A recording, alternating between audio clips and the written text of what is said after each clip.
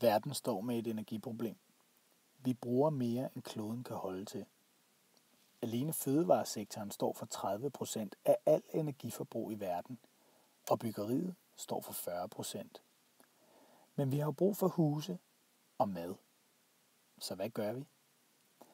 Tag det her shoppingcenter. Det har et enormt ressourceforbrug.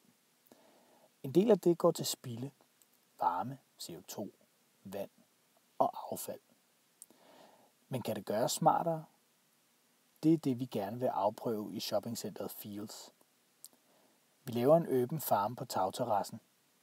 Her vil vi lave en helårsproduktion af grønt og fisk, som man kan købe midt i centret. Så kan du med god samvittighed gå hjem med dine varer, som du ved ikke har belastet vores klode unødigt. Vil du være med til at finde mere effektive måder at bruge energien på?